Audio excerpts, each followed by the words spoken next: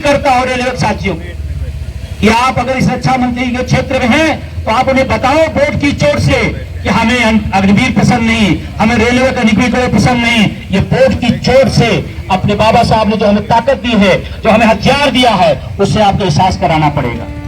एक बात और मैं कहना चाहता हूं, हमें बड़ा फक्र होता था, हम जब छोटा थे तो हमें तमाम लोग भारतीय रेल ऐसे लगता था। आज क्या लिखा जा रहा है, आज क्या लिखा जा रहा है। और मैं इस बात को जो भी निजीकरण के विरोध में क्यों हूं, आप सरकारी संस्थान है, आपके हक है, पद है, अधिकार है, आप बोल सकते। किसी का प्राइवेट घर उसमें घुस सकते।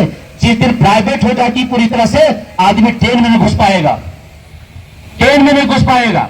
और कभी कभी आम जनमानस को ऐसा लगता है कि रेल का निजीकरण होगा तो जनता का क्या नुकसान है, बैंक अगर प्राइवेट हो जाएगी तो हमारा, अरे सबसे ज्यादा जनता के नुकसान। एक कर्मचारी को तो नुकसान है ही है, लेकिन जनता का नुकसान। 5 रुपए का प्लेटफॉर्म 50 रुपए में बिकेगा, ट्रेन पकड़ने आओगे 50 रुपए की ट्रेन का टिकट, यहां से 20 रुपए कानपुर, प्लेटफॉर्म टिकट 50 रुपए का होगा। ये सवाल है। और मैं चाहता हूं कि चुनाव में मुद्दों की बात हो, मुद्दों की बात। मुद्दा है बेरोजगारी, रोजगार, शिक्षा, चिकित्सा, सामाजिक सुरक्षा। जिस देश में कहा जा रहा हो कि हमारे पास पैसा नहीं है इसलिए हम अग्निवीर बना रहे हैं, और एक तरफ कहा जा रहा हम तीसरी आर्थिक महाशक्ति बन गए, दोनों में एक बात गलत है, चाहे ये गलत हो और चाहे वो गलत हो। अगर हम आर्थिक रूप से मजबूत हैं तो अग्निवीर क्यों?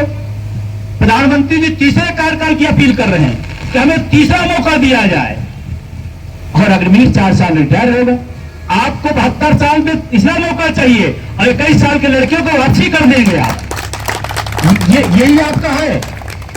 तो मैं पूरी तरह से, और आज उनका मैनिफेस्टो आया है, मैंने अभी मोटा मोटा पढ़ा है, पूरी तरह से कर्मचारी विरोधी है, शिक्षक विरोधी है, इस जनवादी मुद्दे की विरोधी है पूरी तरह से। और मैं पूरी खुली बात करता हूं, जो हमारी बात करेगा हम उसकी बात करेंगे। यहां पर उत्तर प्रदेश में समाजवादी पार्टी ने अपने घोषणा पत्र में रखा, आरजेडी ने बिहार में रखा, कम्युनिस्ट पार्टियों ने अपने घोषणा पत्र में रखा। जो लोग घोषणा पत्र रखते हैं जो हमारी बात करेंगे, हम उनकी बात करेंगे, पूरी तरह से करेंगे। और मैं इसी के साथ विदा लूंगी क्योंकि कार्यक्रम आगे चल रहा है। अब आगे का जो हमारे और लोग हैं, अशोक भाई जी हैं, श्रीवास्तव जी हैं, वो संभालेंगे। तो जैसे यहाँ भी सुचारू रूप से कार्यक्रम, तो हम लेट हुए हैं, वैसे भी नाराज है लोग, तो क्षमा चाहते हुए आगे का कार्यक्रम आप लोग जारी रखिए। बहुत बहुत शुक्रिया। और कोई सवाल मिश्रा जी, और कोई सवाल हो तो एक साथ हमसे ले लीजिए। मेरा संदेश स्पष्ट है, अगर मुद्दों की बात होगी 10 साल का हिसाब होगा, इधर उधर की बात नहीं करने से चलेगा। 10 साल में 2 करोड़ रोजगार। एक सवाल और आया, 10 साल पहले 14 में कहा गया 2 करोड़ रोजगार, आज करें गारंटी है, तो किसकी गारंटी थी? 20 करोड़ रोजगार, 20 करोड़ नौकरियां होती हैं। और दुर्भाग्य है, पहले प्रधानमंत्री हैं जिसके दौर में सबसे ज्यादा नौकरियां खत्म हुई हैं। 10 करोड़ से ज्यादा नौकरियां इनके कार्यकाल में गई। मैं संदेश पूरी तरह यही देना चाहता हूं कि जहां भी जो हो जागरूक हो, और बाबा साहब ने ये बात कहा था, शिक्षित बनो, संगठित हो, संघर्ष करो।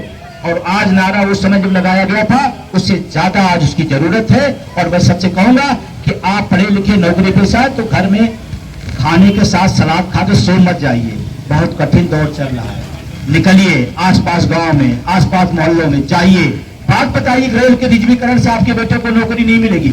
9 लाख पद खाली हैं, अगर भर ली जाए तो किसी न किसी घर के भाई बेटे बहन का नौकरी मिली होगी। एक वैकेंसी निकली है, इस देश के अंदर एक वैकेंसी निकली है, उसकी लास्ट डेट 4 जून है।